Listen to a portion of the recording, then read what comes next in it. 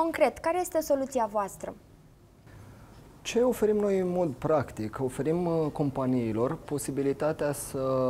posibilitatea de acces la o gamă extrem de largă de agenți. Acești agenți au deja un portofoliu de clienți și acești agenți pot fi plătiți doar la comision.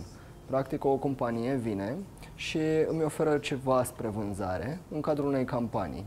Eu pun această campanie la dispoziția agenților mei și ei se uită dacă pot sau nu realiza vânzări din acel domeniu. În cazul în care ei consideră că pot realiza vânzări în acel domeniu, ei aderă la campanie.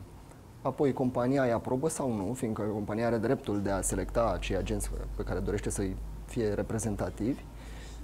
Ulterior, agentul iese pe teren în funcție de strategia de vânzare negociată cu fiecare dintre parteneri și după realizarea vânzării, compania ne plătește nouă un comision, noi dând mai departe din acesta partea agentului.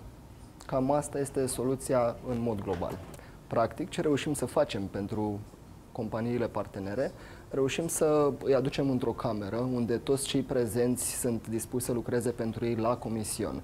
Cred că principalele beneficii pe care le aducem companiilor sunt legate de reducerea presiunii pe partea de cash flow, fiindcă nu mai plătesc upfront, pur și simplu plătesc doar după ce au rezultate. În plus, companiile pot să-și ia în sistem propriu acei agenți care performează. În momentul în care ei angajează pe cineva, angajează deja un om care și-a făcut deja foarte bine meseria, angajează o persoană despre care știu cu siguranță că va produce. Astfel, nu mai au riscul acela de recrutare și de recrutarea unor persoane care să nu fie neapărat corespunzătoare. CV-urile pot să înșele foarte mult.